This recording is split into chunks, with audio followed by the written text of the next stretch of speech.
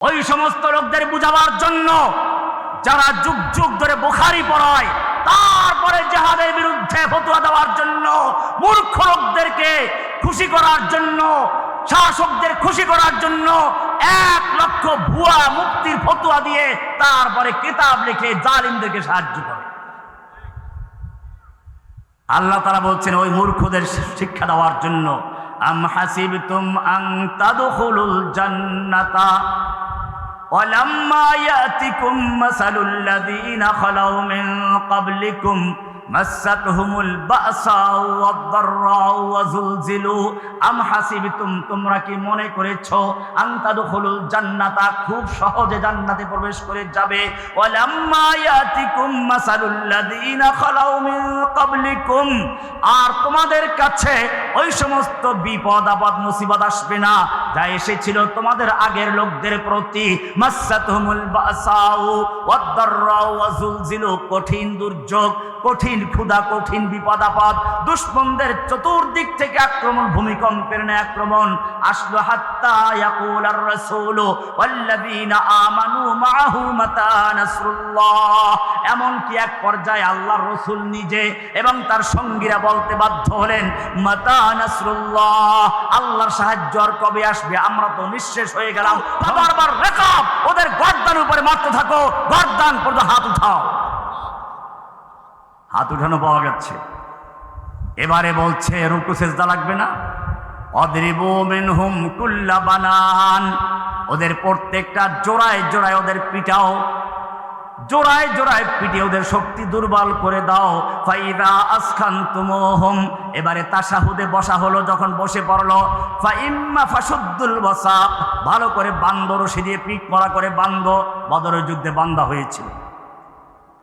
মুসআব ইবনে উমাইরের ভাই উবাইদ ইবনে উমাইর, মক্কার ধনীর আদরের দুলাল, বদরের যুদ্ধে বন্দী হচ্ছে, সাহাবায়ে কেরাম পিটমারা করে বাঁধছেন। তখন তার ভাই মুসআব ইবনে উমাইর, যিনি মদিনায় সর্বপ্রথম হিজরত করেন, এই লোক যখন হিজরত করে তখন তার পরনের লুঙ্গি ছাড়া সব কাপড় চোপড় রেখে দেওয়া হয়।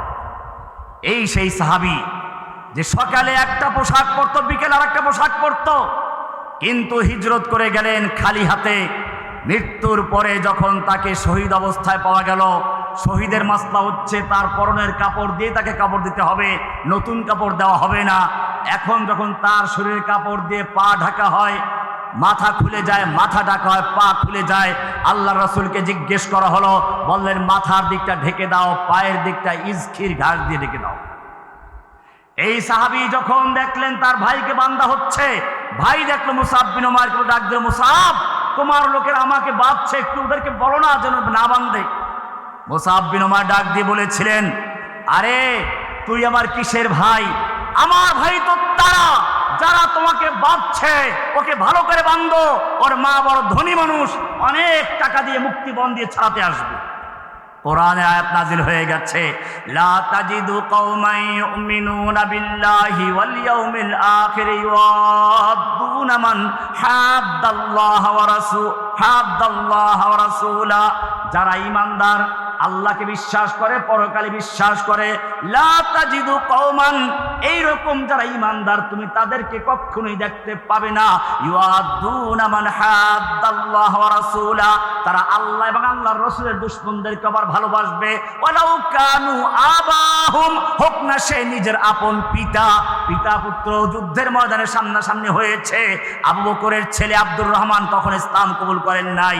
ইসলাম কবুল করার পরে বলল, আব্বু, বদরের যুদ্ধে 3-3বার তুমি আমার তরবারির নাগালে এসেছিলে, ইচ্ছে করলে একটা আঘাত করে তোমাকে দ্বিখণ্ডিত করতে পারতাম, কিন্তু তুমি আমার আব্বা, সেজন্য আমি তোমাকে আঘাতটা করি নাই। আবু বকর বললেন, আরে আমার ছেলে, যদি বদরের যুদ্ধে একবারের জন্য আমি তোমাকে তরবারির নাগালে পেতাম, আল্লাহর হুকুম বাস্তবায়ন করার জন্য, আল্লাহর ভালোবাসার প্রমাণ দিতে গিয়ে তোকে দ্বিখণ্ডিত করে ফেলতাম। আয়াত নাযিল হয়ে গেছে, ওয়ালাউ কানু আবাহুম আও ইখওয়ানাহুম আও আবনাআহুম আও ইখওয়ানাহুম, ইখওয়ান ওই যে মুসআব বিন উমাইরের কথাটা এখানে বলা হয়েছে, আও আশিরাতাহুম, ওমর বিন খাত্তাব রাদিয়াল্লাহু তাআলা আনহু, বদরের যুদ্ধের বন্দীদের জন্য পরামর্শ হচ্ছে, আল্লাহ রাসূল জিজ্ঞেস করলেন কি করা যায়। বেশিরভাগ সাহাবায়ে কেরাম পরামর্শ দিলেন, এরা মক্কার বড় বড় নেতা, ইসলাম কবুল করলে অনেক কাজে আসবে, তাছাড়া আমাদের টাকা পয়সারও প্রয়োজন, এদেরকে মুক্তিপণ নিয়ে ছেড়ে দেওয়া হোক। ওমর বললেন না, এরা মক্কার নেতা, এদের সবগুলোকে হত্যা করা হোক, এবং হত্যাই না শুধু, যে যার আপন, যে যার আত্মীয় তাকে সে হত্যা করবে, আমার আত্মীয় আছে অমুক অমুক, তাদেরকে আমার হাতে দেওয়া হোক, আমি ওদের হত্যা করব। মূলত আল্লাহর মানসা এটাই ছিল। সেই ঘটনা অনেক দিকে এই আয়াতের প্রেক্ষিতে নাজিল হয়ে যায়, ওয়াশিরাতাহুম, হোক না তারা নিজের আত্মীয় স্বজন, কোনো পরোয়া করেন আল্লাহর ভালোবাসা দিতে গিয়ে। আর আপনি সেই সাহাবীদের অনুসরণ করার দাবি করেন, নিজের ছেলেকে মাদ্রাসায় পড়তে দেয় না, যদি গরিব হয়ে যায় কি খাবে? ভোর রাতে ফজরের নামাজ পড়তে উঠায় না, ছেলের ঘুম নষ্ট হয়ে যাবে, আবার দাবি করে আশেকে রাসূল। আল্লাহ তাআলা বলছেন, ওয়ালাউ কানু আবাহুম আও আবনাহুম আও আশিরাতাহুম উলাইকা কাতাবা ফি কুলুবিহিমুল ঈমান, এরাই হচ্ছে তারা যাদের অন্তরে আল্লাহ ঈমান লিপিবদ্ধ করে দিয়েছেন, ঈমানের বীজ রোপণ করেছে। সাহাবায়ে কেরামরা সে পরীক্ষা দিয়েছেন। বলছিলাম যে বিষয়টা, জিহাদের বিষয়টি অত্যন্ত গুরুত্বপূর্ণ একটি অধ্যায়। আল্লাহর নবী যুদ্ধ করেছেন, সাহাবায়ে কেরাম যুদ্ধ করেছেন। জেনে রাখবেন, আপনার আমার চেয়ে আল্লাহর নবী অনেক বড় বুজুর্গ ছিলেন। আল্লাহর নবী আপনার আমার চেয়ে অনেক তাহাজ্জুদ গুজার ছিলেন। আল্লাহর নবী নিজে যুদ্ধ করেছেন, রক্তাক্ত হয়েছেন। আল্লাহর নবীকে আল্লাহ কত ভালোবাসেন জানেন? আল্লাহর নবী রাস্তা দিয়ে চলতে গেলে মেঘ এসে ছায়া দেয়, পেশাব করতে গেছেন, খেজুর গাছ দৌড়ে এসে আল্লাহর নবীকে আড়াল করে দিয়েছে, হাদিসে আছে এটা।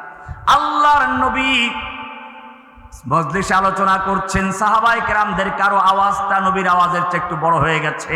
সঙ্গে সঙ্গে আল্লাহ তাআলা প্রতিবাদ করে নাজিল করে দিলেন, ইয়া আইয়ুহাল্লাযীনা আমানু লা তারফাউ আসওয়াতাকুম ফাওকা সাওতিন নবী, হে ঈমানদারগণ খবরদার খবরদার, নবীর আওয়াজের চেয়ে জোরে আওয়াজ করে কথা বলবি না। এমনটা যদি করিস, আন তাহবাতু আমালুকুম, তোদের জীবনের সমস্ত আমল বরবাদ হয়ে যাবে।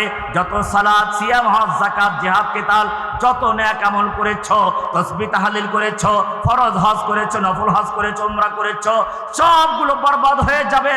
ওয়া আনতুম লা তাশউরুন, টেরও পাইবা না। নবীর আওয়াজের চেয়ে জোরে আওয়াজে কথা বলছো, নবীর আওয়াজের চেয়ে জোরে আওয়াজ করে কথা বললে ওহী নাযিল হয়ে যায়। আরো সামনে চলুন, নবী তাহাজ্জুদের নামাজ পড়তে উঠছেন, পা ফুলে যাচ্ছে।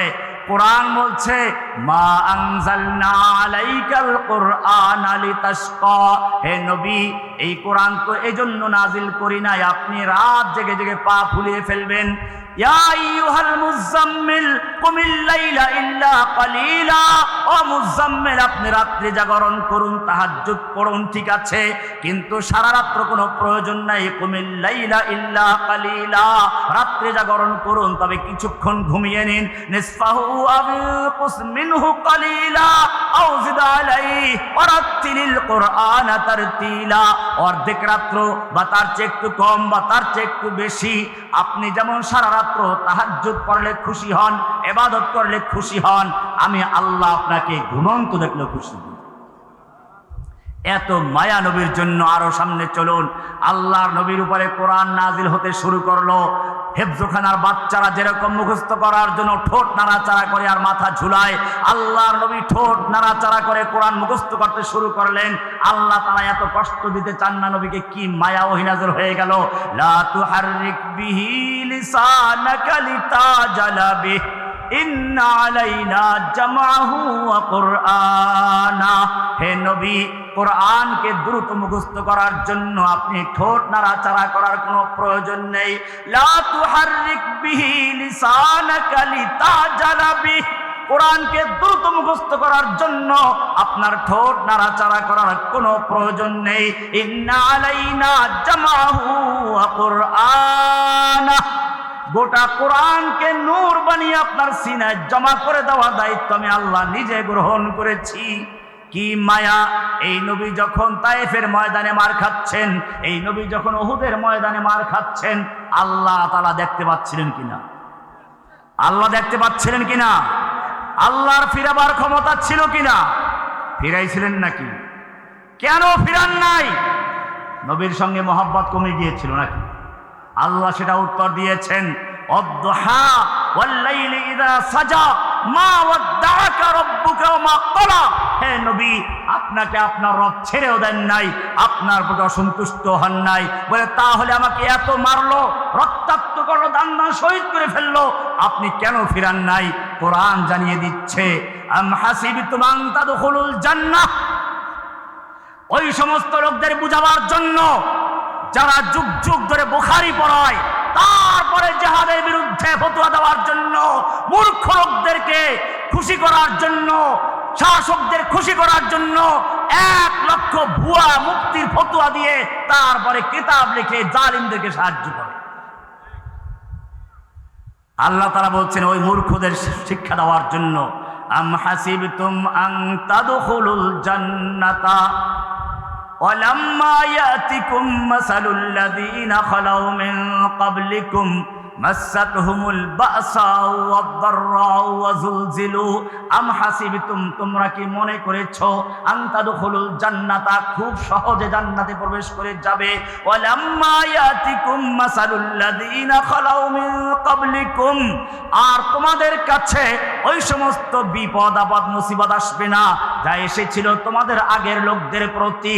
মাসাতহুমুল বাসাউ ওয়াদ-দাররাউ ওয়া যুলজিলু, কঠিন দুর্যোগ, কঠিন ক্ষুধা, কঠিন বিপদ আপদ, দুশমনদের চতুর্দিক থেকে আক্রমণ, ভূমিকম্পের ন্যায় আক্রমণ আসলো। হাত্তা ইয়াকুলার রাসূলু ওয়াল্লাযীনা আমানু মাআহু মাতা নাসরুল্লাহ, এমনকি এক পর্যায়ে আল্লাহর রাসূল নিজে এবং তার সঙ্গীরা বলতে বাধ্য হলেন, মাতা নাসরুল্লাহ, আল্লাহর সাহায্য আর কবে আসবে? আমরা তো নিঃশেষ হয়ে গেলাম, ধ্বংস হয়ে যাচ্ছে।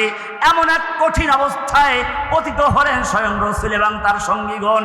এরপরে আল্লাহ তাআলা বলছেন, আলা ইন্না নাসরাল্লাহি করিব, আল্লাহর সাহায্য কাছেই আছে। এরকম একটা অবস্থা আল্লাহ নবীর সামনে তৈরি হয়েছেন, যাতে করে কিয়ামত পর্যন্ত কোন ওলি, কোন বুজুর্গ, কোন শাইখুল হাদিস, কোন মুফতি একথা বলতে না পারে জিহাদের কোনো প্রয়োজন নেই, যুদ্ধ করার প্রয়োজন নেই, আমরা গণতান্ত্রিক প্রক্রিয়ায় কুফফারদের সঙ্গে মিলেমিশে ইসলাম কায়েম করে ফেলব। মনে রাখতে হবে, আল্লাহর নবী যখন মক্কায় দাওয়াত দেওয়া শুরু করলেন, প্রথম দিকে কাফেররা একভাবে বাধা দিয়েছিল। এরপরে তারা দেখলো যে না, এইভাবে বাধা দিয়ে পারা যাবে না। এবারে শান্তির প্রস্তাব নিয়ে আসলো, মুহাম্মদ আসো, তুমি তো আমাদেরই লোক, আমরা মিলেমিশে চলি, কেন যুদ্ধ মারামারি আর এই ঘৃণা বিদ্বেষ ছড়াও? আমরা আপোষে মিলেমিশে চলবো। আসো, তুমি যদি নেতৃত্ব চাও, তোমাকে নেতৃত্বের মুকুট পরিয়ে দেওয়া হবে। তুমি যদি সুন্দরী নারী বিয়ে করতে চাও, তাহলে তোমাকে মক্কার সবচেয়ে সুন্দরী মেয়ে বিয়ে দেওয়া হবে। যদি ব্যবসায়ী হতে চাও, মক্কার সবচেয়ে বড় ব্যবসায়ী বানিয়ে দেওয়া হবে। একটা কথা মানতে হবে, তাওহীদের দাওয়াত, লা ইলাহা ইল্লাল্লাহ বন্ধ রাখতে হবে। আল্লাহর রাসূল সাল্লাল্লাহু আলাইহি ওয়াসাল্লাম উত্তর দিলেন, ওহে মক্কার নেতারা, শুধু এইগুলো নয়, যদি আসমানের সূর্যটা এনে আমার এক হাতে তুলে দেওয়া হয়, আসমানের চন্দ্র আমার এক হাতে তুলে দেওয়া হয়, কাল মুহূর্তের জন্য আমি তাওহীদের দাওয়াতটা বন্ধ করব না। এরপরে দ্বিতীয় প্রস্তাব, তাহলে ঠিক আছে, আসো, তোমার ইবাদত আমরা 1 বছর করব তোমার রবের, তুমি আমাদের দেবদেবীর পূজা 1 বছর করবে। আল্লাহর নবী ইচ্ছে করলে ক্ষমতার হাতে নিতে পারতেন। কোরআন বলল না, এইবার আপনি জানিয়ে দিন, কুল, আপনি বলে দিন, ইয়া আইয়ুহাল কাফিরুন, কুল ইয়া আইয়ুহাল কাফিরুন, হে নবী ওই মক্কার লোকদেরকে বলিয়ে দিন, আল কাফিরুন, ও কাফেরের দল।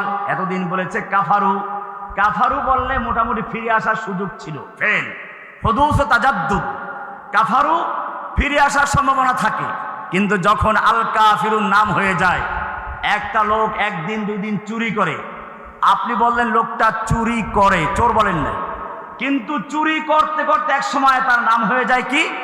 চোর। ঠিক তেমনি ভাবে মক্কার কাফেরদের ব্যাপারে আল্লাহ যখন নৈরাশ হয়ে গেলেন, আল্লাহর যখন হেদায়েতের আশা বাদ দিয়ে দিলেন, তখন আল্লাহ তাআলা জানিয়ে দিলেন, কুল ইয়া আইয়ুহাল কাফিরুন, এ নবী আপনি বলে দিন, আল কাফিরুন, এই কাফেরের দল, লা আ'বুদু মা তা'বুদুন, তোরা যার ইবাদত করিস আমি তার ইবাদত করি না। ওয়ালা আনা আবিদুম মা আবাদতুম, তোরা যার ইবাদত করো আমি তার ইবাদত করব না, করি না, করব না। পরিষ্কার করে দিলেন লাকুম দীনুকুম ওয়ালিয়া দীন, তোদের ধর্ম তোদের, আমার ধর্ম আমার, আমার দিনের সঙ্গে তোদের ধর্মের কোনো মিল নেই। ইসলাম একটা স্বতন্ত্র দিন, এখানে কোনো আপোষ সফার কোনো সুযোগ নেই। হয়তো ইসলাম মানতে হবে পুরোটা, নতুবা আপনি অন্য দলে চলে গেছেন। আপনার ঘরের দরজায় যদি একজন অর্ধেক ঢুকে আছে আর অর্ধেক বাইরে, আপনি হয় বেটা বেহুদা, হয়তো পুরোটা ঢুকবি নইলে বের হয়ে যা, অর্ধেক ভিতরে বাইরে চলবে না। আল্লাহ করে বলছেন ইয়া আইয়ুহাল্লাযীনা আমানু দুখুলু ফিস-সিলমি কাফা, হে ঈমানদারগণ খবরদার ইসলামে প্রবেশ করো পরিপূর্ণভাবে। অর্ধেক মানবা, মসজিদে গিয়ে আল্লাহর কালাম দিয়ে কোরআন দিয়ে নামাজ পড়বা, আর আদালত চলবে ব্রিটিশের আইন দিয়ে, আর রাজনীতি করবে গণতন্ত্র দিয়ে। উদখুলু ফিস-সিলমি কাফা, তোমাদের জন্য কি নবীর আদর্শ যথেষ্ট নয়? আলাইসা লাকুম ফি রাসূলিল্লাহি উসওয়াতুন হাসানাহ, নবীর মধ্যে কি তোমাদের উত্তম আদর্শ নেই? আব্রাহাম লিঙ্কনের তোমাদের গণতন্ত্র, আবার অপর দিকে ব্রিটিশ আইন দিয়ে আদালত চলছে, আবার মসজিদে গিয়ে কোরআনের বিধান দিয়ে নামাজ পড়ছো। উদখুলু ফিস-সিলমি কাফা, পরিপূর্ণভাবে প্রবেশ করো। আল্লাহ নবীর সাহাবীরা সেটাই করেছিলেন, সাধারণ বিষয় আপোষ করেন নাই। যদি বাংলার জমিনে এই জাহিলিয়াতকে মোকাবেলা করতে হয়, যদি সত্যিকার অর্থে এই সমস্ত বর্বরতার মোকাবেলা করতে হয়, একদল মুজাহিদের প্রয়োজন, একদল যুবকের প্রয়োজন, যারা সাহাবায়ে কেরামদের মতো কারো কোনো চোখ রেখে তারা পরোয়া করবে না। সাহাবায়ে কেরামদের মতো বলবে আমরা আপনাদের সামনে আছি, পিছিয়ে আছি, ডানে আছি, বামে আছি, আমাদের রেহুর দেহের সাথে যতক্ষণ পর্যন্ত রূহ থাকবে অতক্ষণ পর্যন্ত আমরা পিছপা হব না। এরকম একদল যুবকের প্রয়োজন। সেই যুবকরাই হবে এই বাংলার জমিনে দ্বীন কায়েমের জন্য অগ্র সৈনিক। যেভাবে আল্লাহ নবীর জন্য একদল সাহাবীদেরকে আল্লাহ কবুল করেছে। সাহাবায়ে কেরামদের সম্পর্কে আল্লাহর রাসূল সাল্লাল্লাহু আলাইহি ওয়াসাল্লাম সাহাবী আব্দুল্লাহ বিন মাসউদ বলছেন মান কানা মিনকুম মুস্তান্নান ফালইয়াস্তান্না বিমান কাদ মাত, ওহে তোমরা যারা আদর্শ নেতা তালাশ করো, কার আদর্শ মানব? কেন তোমাদের জন্য কি আদর্শ নেই? মান কানা মিনকুম মুস্তান্নান, তোমাদের যে কেউ যদি কাউকে আদর্শ রূপে গ্রহণ করতে চায় তাহলে ওই লোকদেরকে আদর্শ রূপে মানো যারা মরে গেছে। তারা কারা? মাজারওয়ালারা। খুশি হয়ে গেছে, মরে গেছে মাজারওয়ালারা। আল্লাহ নবীর সাহাবী পরিষ্কার করে দিলেন উলাইকা আসহাবু মুহাম্মদ, তারা হচ্ছে আল্লাহর নবী মুহাম্মদ সাল্লাল্লাহু আলাইহি ওয়াসাল্লামের সাহাবীরা। কানু আফদালা হাযিহিল উম্মাহ, তারা ছিল এই উম্মতের সবচেয়ে উত্তম ব্যক্তি। আমাকাহুম ইলমান, এলেমের দিক থেকে তারা ছিল সবচেয়ে গভীর এলেমের অধিকারী। সরাসরি আল্লাহর নবীর থেকে এলেম অর্জন করেছেন। আমাকাহুম ইলমান আকাল্লুহুম তাকাল্লুফান, তারা তাকাল্লুফ করতেন না, কৃত্রিমতা ছিল না, যা বলতেন তাই করতেন, যাই করতেন তাই বলতেন। ইখতারাহুমুল্লাহু লিসহবাতি নবিয়িহি ওয়া লিইকামাতি দীনিহি, আল্লাহ রাব্বুল আলামিন এই সাহাবীদেরকে নবীর সাহাবী হওয়ার জন্য নির্বাচন করেছেন। ওয়া লিইকামাতি দীনিহি, আল্লাহর দ্বীন কায়েমের জন্য তাদেরকে বাছাই করেছে, এদেরকে বাছাই করা হয়েছে। আজকেও যারা এই জমিনে দ্বীনকে বিজয়ী করতে চান, মনে রাখবেন আব্দুল্লাহ বিন মুবারক রাহমাতুল্লাহি আলাইহি একজন বড় বুজুর্গ লোক ছিলেন, মুহাদ্দিস ছিলেন, আবার যুদ্ধের ময়দানে মুজাহিদও ছিলেন। বর্তমান সময় মানুষ শুধুমাত্র ইসলাম থেকে সরে যাচ্ছে তাই না, আল্লাহর নবীর আদর্শের থেকে সরে যাচ্ছে তাই না, বরং আল্লাহর নবীর আদর্শকে ঘৃণাও করতে শুরু করেছে।